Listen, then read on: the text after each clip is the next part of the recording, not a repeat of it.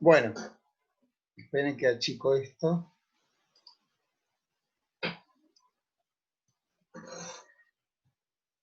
Bueno, aquí hablamos de la mística. Esto es muy importante, la cuestión de la mística, porque si bien es una experiencia religiosa de carácter como esencial en todas las religiones, después en el pensamiento filosófico se va a traducir esa experiencia mística. Por supuesto que de un modo peculiar, no en el sentido de una salvación, podemos decir, en el sentido religioso, sino de una suerte de religación.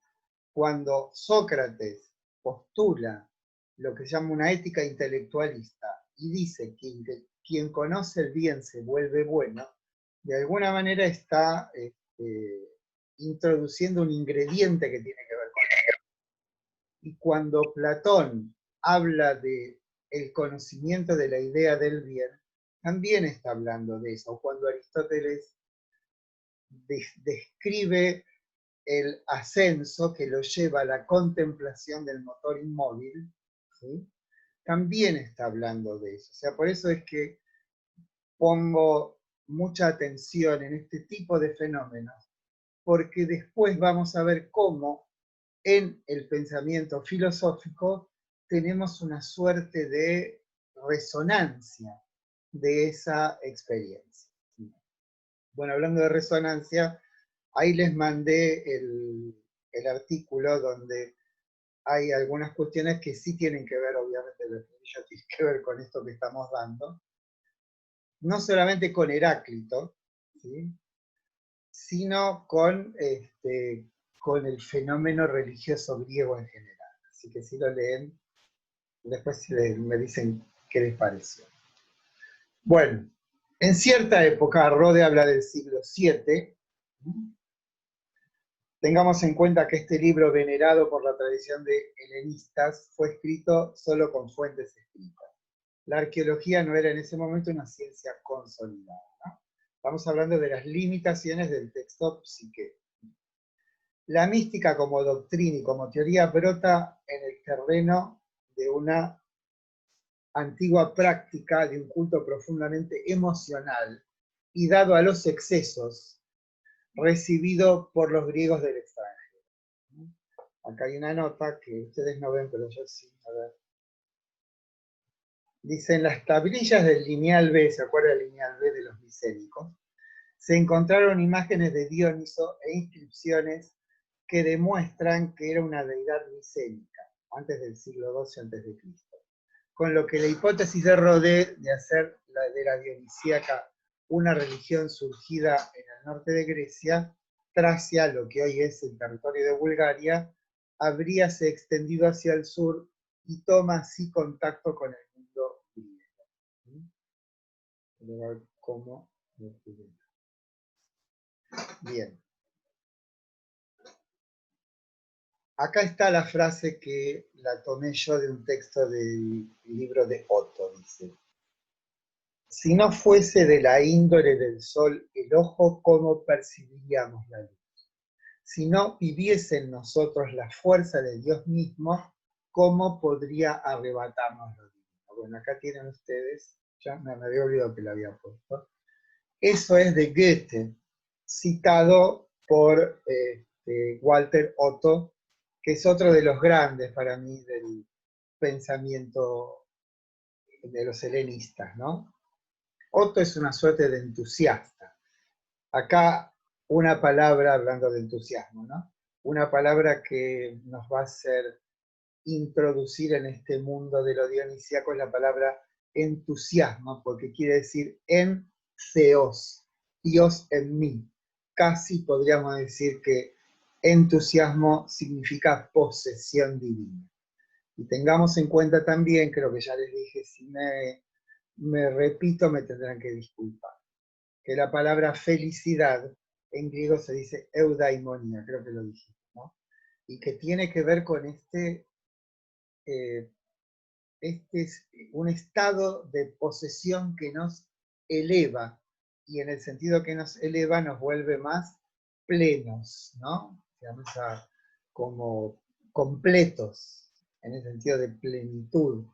No es la felicidad tal como se le entiende normalmente, ¿no?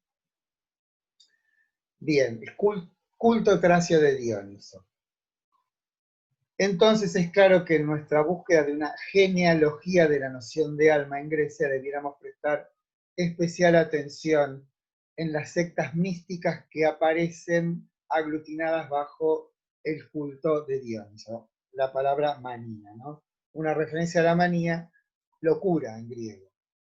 Claramente los citados excesos son, desde la mirada de la vigilia, de los estados del alma que se asientan en lo cotidiano, una suerte de locura, con la salvedad que tales estados de pérdida de sí son pasajeros.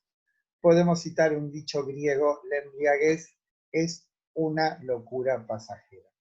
Esa fue una de las primeras frases que aprendimos en griego hace muchísimos años, que es mesen mikramania stin, ¿no? La embriaguez es una locura pasajera. Y esto es una cosa mucho más tremenda, si quiere, ¿no? El Fedro es uno de esos 4 textos que configuran lo que podemos decir el centro de la tarea platónica. Están en esos 4 textos que cronológicamente corresponden al regreso de ese largo viaje que emprendió Platón luego de la muerte de Sócrates, que son el banquete, el Fedón, la República y el Fedro. Y en el Fedro, Platón dice, bueno, se los voy a leer, cita a Platón que en su obra de madurez el Fedro llega a decir, muchos son los bienes que a nosotros los griegos nos vienen a través de la locura. Tamegis tanton agaton diamanía química, ¿no? No se refiere a la locura como estado patológico, sino que el poeta, el adivino, el amante están de algún modo locos, en tanto tomados por la divinidad. Bueno, entusiasmo recordar es Enceos, Dios en mí. O sea, lo que resulta muy loco, digo yo, es que Platón, que está nominado como el padre del racionalismo, dice que en realidad la sabiduría, que en griego se dice mantía, proviene de la locura que se dice manía, ¿no? Lo dice así textualmente. Bueno, mántica está mal escrito ahí, ¿eh? Mántica y teléstica. Mántica es una palabra que deriva del verbo griego manzanein, asociado al conocer y al saber, aunque siempre con un carácter esotérico. Es notable que, esto no está en Rode, es notable que la palabra matemática derive de ahí. Lo mismo que oráculo, que en griego se dice manteión. En español aparece en quiromancia, que es el arte o saber de leer el destino a través de las líneas de las manos. Heiros son las manos, ¿no? Por otra parte, esta palabra se usa asociada a incubatoria. Mántica incubatoria es el ritual en el que a través de un cierto tiempo se somete una persona a condiciones excepcionales y rigurosas, encierros, enterramientos, etc., y que tiene por finalidad que se engendre incubatoria en él un nuevo estado, y de ahí un nuevo saber, mántica.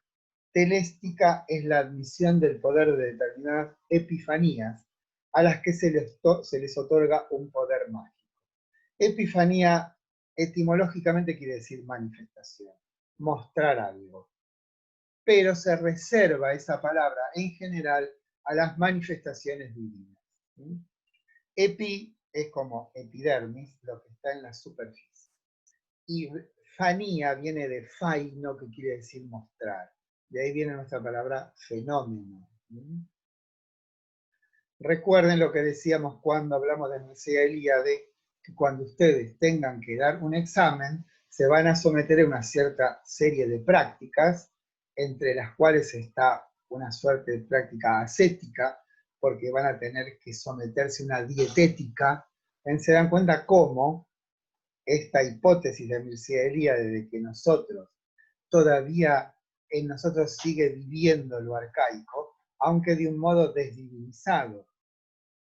Nosotros, para ascender, digamos, entre comillas, socialmente, parecería que uno de los modos es obtener un título universitario, para eso hay que dar examen. Y para dar examen hay que someterse a una mántica incubatoria.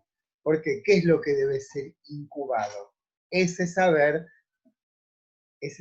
que consiste también en prepararnos para poder estar al estado del desafío que implica una mesa examinadora. Y después, por supuesto, el poder estar acorde con la tarea encomendada. Entonces, si soy médico, curar. Bueno, pero fíjense cómo todas estas prácticas que para nosotros parecen ser hijas de nuestro tiempo, sin embargo, tienen una suerte de subsuelo arcaico. Recuerden la palabra arcaico, que viene de arge, que quiere decir principio o fundamento, y que la palabra arjó, el verbo arjó, en griego quiere decir mandar, como diciendo, corroborando a Mircea Eliade, que cuando decimos mandar o ordenar, o decimos destino, estamos pensando a la manera arcaica, en el sentido de que el origen destina. Eso se nota, eso está también en el texto que les mandé. En alemán se nota más porque Geschichte se dice, quiere decir historia. Schicken quiere decir enviar. Y Schicksal quiere decir destino. O sea, cómo están emparentadas por las raíces, en ese, ¿cómo se llama? Horizonte de palabras. Bueno, sigamos con las cosas. Llama la atención el contraste entre estas celebraciones rituales, inclinadas al exceso, y la circunspección del culto tradicional griego. Recordar aquí que, como nos dice Parker acerca del ejemplo, que da de una celebración tradicional, esto de una persona se prepara. Lo que abona esto último es la referencia que hace Rode a la inexistencia en la religión tradicional, tal como nos la muestra Homero, de celebraciones en las que lo más relevante es la pérdida de sí, en las que el hombre parece regresar, como nos lo dice Otto, a estados básicos de la condición humana. Hay historias, estas son historias, no son relatos míticos. Saben ustedes que ese era, no sé cómo decirlo, las mujeres se juntaban, dejaban a los maridos, a los hijos, a las casas, a los hogares, no a las casas, se iban a la cumbre de las montañas y dice Mircea Eliade, se entregaban a costumbres hace milenios olvidadas. ¿Cuáles son esas costumbres? Primero, obviamente se vestían con pieles, de ciervo o puede ser de cuero, ¿no? Y se entregaban, ¿qué eran esas costumbres hace milenios olvidadas? El descuartizamiento de animales y el comérselos crudos. Cosa que no era mal vista, pero era una manera de desujetarse de las imposiciones de las obligaciones que implicaban la familia y el sometimiento de las mujeres a los hombres. Esto digo, es una historia porque quedaron aisladas en la montaña y tuvieron que ir a buscarlas, y eso quedó registrado en la historia. O sea, de eso no sé, digamos, yo busqué, pero no sé, dice, son quizás cofradías, ¿no? Como asociaciones. Sí, pero es muy, muy particular esto de que una señora de su casa, digamos, se vaya a la montaña y se entregue a ese tipo de... Ahora, esto de comerse a los animales crudos tiene que ver con algo arcaico, que es que en las comunidades arcaicas hay clanes, los clanes tienen un animal tótem, y ese animal tótem también es comido, porque hay una suerte de creencia, en una suerte de simpatía, que en la medida en que yo me coma al lobo, tendré las propiedades del lobo. Magia simpática. Pero piensen ustedes cómo eso mismo resuena en el cristianismo cuando un católico toma la comunión. Se está de algún modo reiterando, aunque de un modo sublimado, esa misma, como digamos, no llamarlo costumbre, pero Sí, dinámica. sí, esta, o sea, cómo lo que sorprende de todo esto, sobre todo por mi seriedad, es cómo todavía nosotros seguimos reiterando sin darnos cuenta toda una gama de costumbres que están enraizadas en comportamientos arcaicos de lo humano, ¿no? Como decía, Freud dice que las tres notas distintivas de lo humano son tres prohibiciones: el incesto, el canibalismo y el asesinato, ¿no? Esas son las tres prohibiciones básicas que dan lugar a la cultura. Bueno, pero además de prohibiciones tenemos estas que no son prohibiciones, son transformaciones. De ahí esta hipótesis tan fuerte de Miselia de que dice que el fenómeno religioso no es un episodio en la historia, sino que constituye la naturaleza misma del ser humano. Y este tipo de confirmaciones que tenemos aquí, de algún modo, lo corroboran. Bueno, vamos a ver qué era lo que pasaba en estas celebraciones nocturnas, llenas de misterio, ¿no? Bueno, esto de la pérdida de sí, pero de hecho se registra en el mundo griego alrededor del siglo VII a.C. una conmoción religiosa, cuyos primeros conatos apenas sí se hacen perceptibles en Homero. El origen de ellos hay que buscarlos en la religión dionisíaca, y se incorpora con esta a la vida griega como algo nuevo y extraño. Les recuerdo que Dioniso, saben que es muy particular.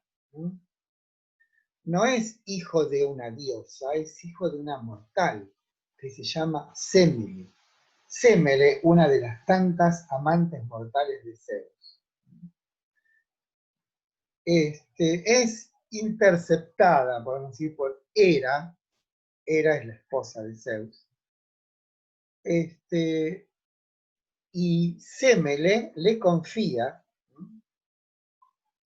bueno, la situación. Entonces, Hera insidiosamente le dice: no es Zeus, eso es una mentira que te está diciendo, de ninguna manera eso es así.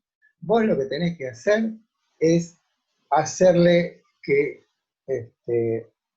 digamos, como una trampita, que se muestre cómo es, ¿no? Como que le prometa una cosa. Y cuando ella le exige que cumpla la promesa, le dice: mostrate como sos. Entonces Zeus no puede no cumplir con un compromiso de ese tipo, se le aparece como es, y la pobre Semele queda convertida en cenizas. Entonces lo que hace Zeus es tomar entre los restos mortales, digamos, de Semele, al no nato Dioniso, a la sazón estaba embarazada, Semele, y se lo implanta en el muslo. Y a los 9 meses nace Dioniso. Y como teme la persecución de Hera, y tienen otra persecución que no les conté, como teme la persecución de Hera, se lo da para que lo eduque Sileno, que es una deidad de los bosques, como si fuera un gnomo, ¿no? Una figura de estas. Sileno después aparece junto al rey Midas. Midas lo persigue porque quiere que le diga qué cosa es lo humano, ¿no? Al final lo acorrala y Nietzsche dice, el pequeño demón nos dice: raza miserable de un día, para ti lo que se, digamos, lo que se pretende es imposible, no ser, no haber nacido. Pero ya que has nacido, lo mejor para ti es morir pronto. Bueno, una cosa muy oscura. De ahí toma Nietzsche esta dualidad del espíritu griego, donde si bien tenemos una visión luminosa de ese mundo de los olímpicos, también existe un horizonte de sentido nocturno, oscuro, como la contrapartida necesaria de esa luminosidad. Y esa forma tenebrosa, oscura, pesimista, podemos decir, del espíritu griego, está simbolizada en esta frase que en realidad está, creo que Edipo en Colono, que es una tragedia de Sófocles, donde el el sabio sileno le dice: Midas es aquel que cuando tocaba algo se convertía en oro, ¿se acuerdan? Borges tiene en el poema de los dones una frase magnífica dedicada a Midas que dice, creo que dice, de hambre y de sed cuenta una historia griega, muere un rey entre fuentes y jardines. Yo exploro en vano los confines de esta alta y honda biblioteca ciega, porque cuando a Borges lo nombran director de la Biblioteca Nacional está ciego, es como Midas, que, bueno, es una historia lateral. Con lo cual, Dioniso técnicamente es un semidios, porque nace de un mortal, de una mortal y de un dios, pero como con el artilugio de Zeus, nace de un dios, después se va a ir al Olimpo, va a formar parte del jet set de los dioses, ¿no? En el Olimpo, por esta argucia. Bueno, pero Dioniso es un dios particular, hasta en su nacimiento, ¿no? Y tiene que ver con esta duplicidad. Y como dice Hölderlin, dice los tres dioses huidos, desaparecidos, son Heracles, Dioniso y Jesucristo, ¿no? Son los que de algún modo nos comunican o participan fehacientemente de nuestra condición humana y a la vez cómo en esa condición humana se trasunta un carácter divino. Hay otra historia contada que debe ser una historia ya más cercana en el tiempo, que dice que los titanes, los titanes piensan en las deidades originarias básicas y que tienen como un gesto brutal, ¿no? Atrapan al niño Dioniso, lo despedazan, lo meten en un caldero y se lo comen.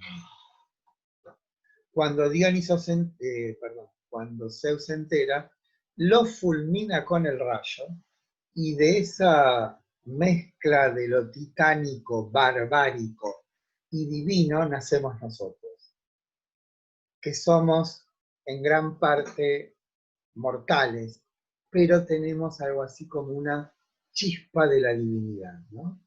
Esa digo, que ese debe ser una historia más que un mito, digamos,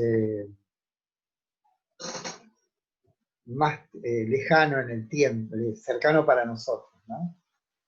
Para explicar la condición humana y quizás tenga que ver con el pensamiento órfico del cual vamos a hablar. Pero me estoy yendo... Profe, Sí. Escucho. habla también de la maldad, ¿no? Que se hereda supuestamente de los titanes, al hombre.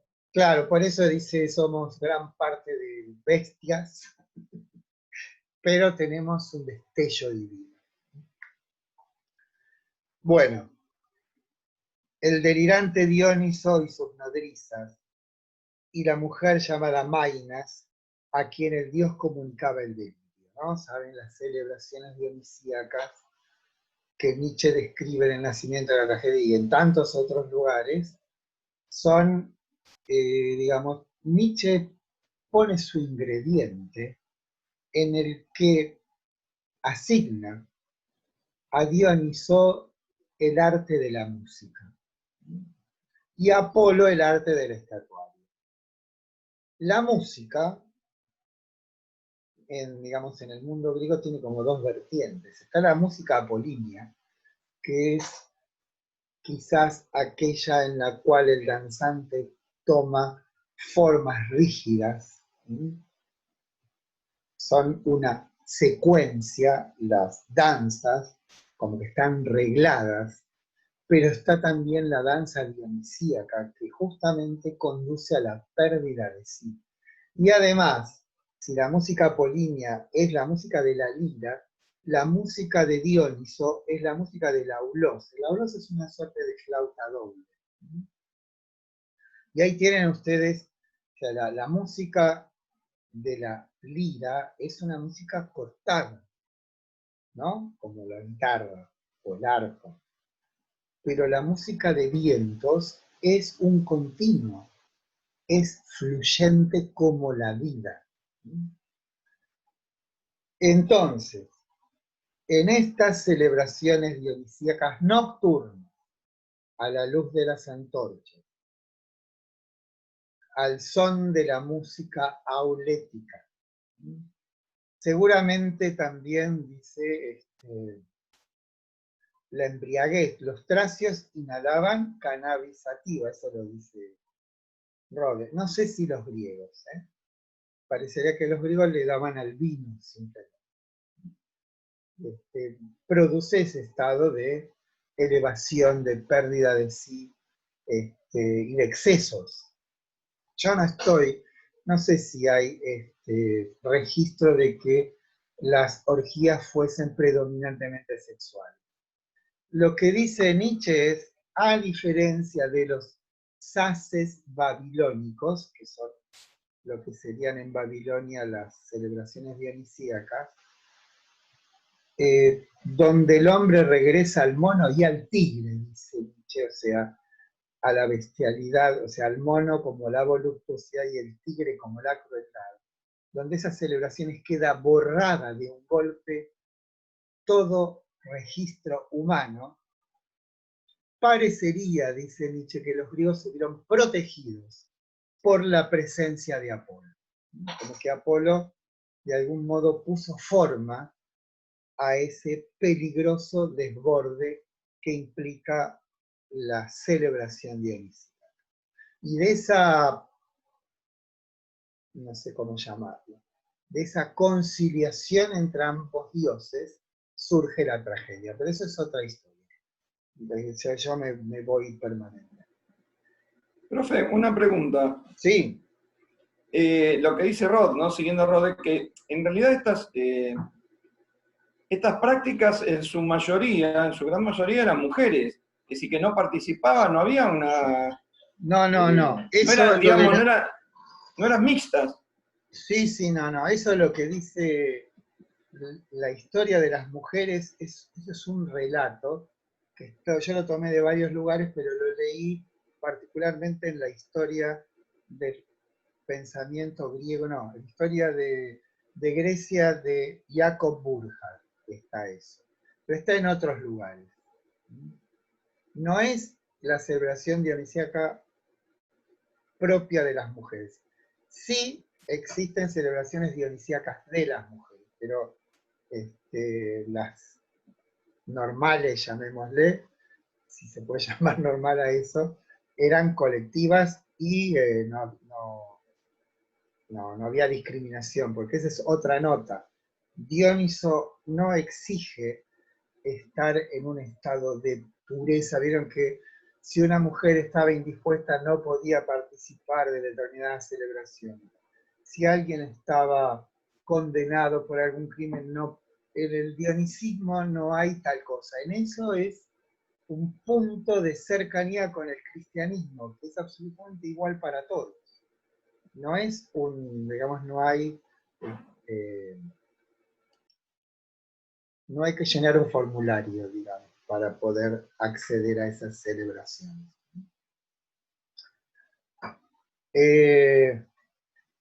Hay imágenes, yo si pudiese encontrarla, porque las mujeres que participan en las celebraciones se llaman ménades, ¿no? Y las ménades siempre aparecen con el cabello suelto y la cabeza tirada hacia atrás, ¿no? Como en ese estado de éxtasis. Vaya a saber qué es lo que pasaba, ¿no? Tenemos como, obviamente acá no hay ningún historiador, hay alguna reseña, alguna inferencia, alguna reconstrucción a partir de imágenes también, ¿no? Bueno, gracias. Pero se puede, sí, perdón, ¿se puede considerar a Dioniso también como el dios de la fertilidad? Es que, bueno, ¿se acuerdan que yo les había dicho, creo que en la segunda clase, que la partición básica que existe respecto de de la estructura misma de la religión humana es dioses terrestres y dioses celestes? Hay celebraciones dionisíacas, hay 4 celebraciones dionisíacas en Atenas, por lo menos. Y hay una que tiene que ver con los muertos. ¿Por qué? Porque la creencia es que son los muertos los que hacen crecer las plantas, ¿no? O sea, tiene que ver claramente, aparte Dioniso muere y renace como el Osiris egipcio. O sea, estas deidades asociadas al culto de la diosa Gaia, tierra, tienen que ver siempre con el renacimiento, con la muerte y el renacimiento. No sé si les conté, bueno, les tengo que contar la historia de Demeter también. Bueno, en algún momento la contaremos. Le conté, sí, lo de los misterios de Eleusis, sí se los conté. Donde hay muerte y renacimiento. Y Dioniso es una deidad asociada, o sea, no tenemos que pensar que existe una clasificación, sino que hay que ver cómo ellos, desde determinadas experiencias básicas, que están quizás esbozadas en un fragmento de este texto que yo les mandé, esto que llamamos Zambo, esa experiencia tan particular que hacía de los griegos tan perspicaces en el momento de percibir en la naturaleza algún signo extraordinario, y eso digamos, se replicaba esa experiencia con alguna deidad.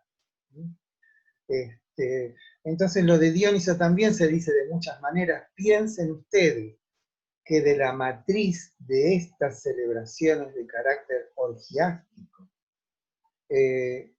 podemos decir, esta desprolijidad básica de la vida, en esa expresión, salen 2 caminos que constituyen algo así como el soporte de casi todo Occidente. Uno es la tragedia.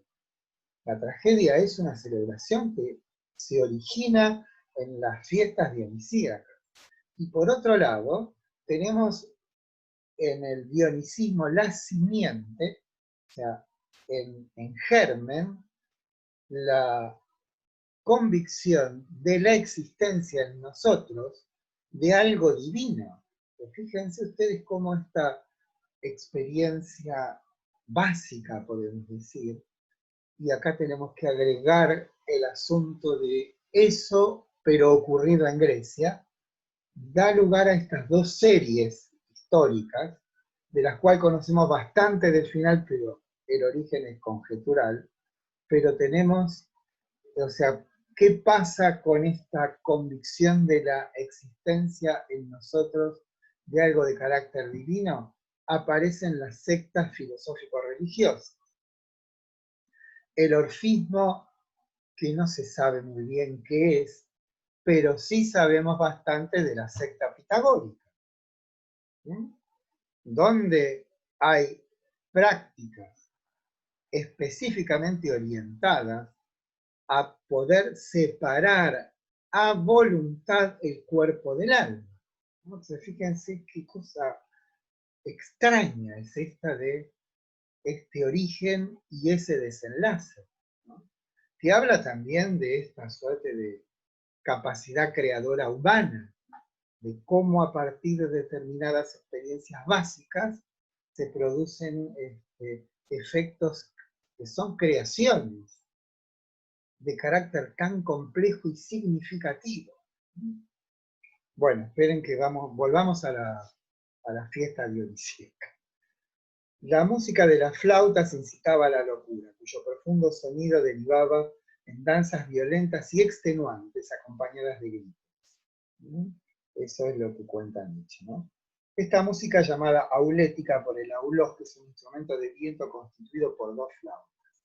Es interesante notar que la música de los instrumentos de viento implica un continuo, y que a diferencia de la música de la lira implica una simpatía con el carácter fluyente de la vida, como si esa música descubriese en el alma humana una íntima consonancia, a diferencia de la lira, que era la que acompañaba al poeta, que en palacios o residencias era seguida con circunspecta opción por los espectadores. Bueno, acá yo noto un estilo bueno. Otro aspecto significativo es que la mayoría, apunta Rhodes, de los participantes en estas frenéticas celebraciones eran mujeres. A ver qué dice acá. Acá tienen, miren, una Ménade. Esto que ven ahí es el tirso, que es una piña unida a un palo rodeada de hojas de hielo. Como ven, el cabello, digamos, no peinado, es increíble la imagen.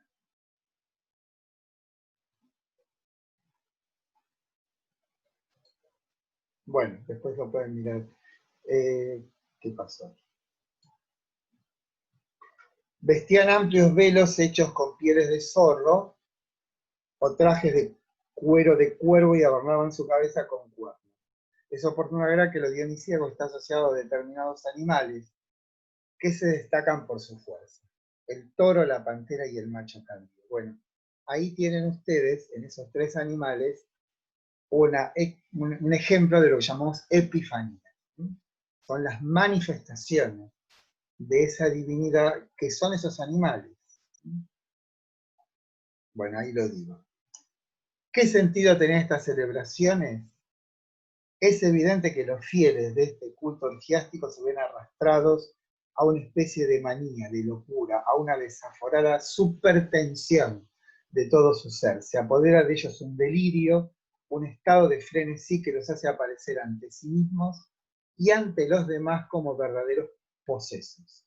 Este estado de sobreexcitación de las emociones, hasta exaltarse a estados mentales visionarios, era el resultado a que, en las personas propensas a ellos, producían aquellos furiosos torbellinos de la danza, aquellas músicas salvajes, aquella oscuridad alumbrada por el agitado resplandor de las antorchas, todas las ceremonias de este culto demencial. Bueno, esas son palabras de Rhodes. Bueno, cortamos y volvemos porque ya nos falta menos de un minuto.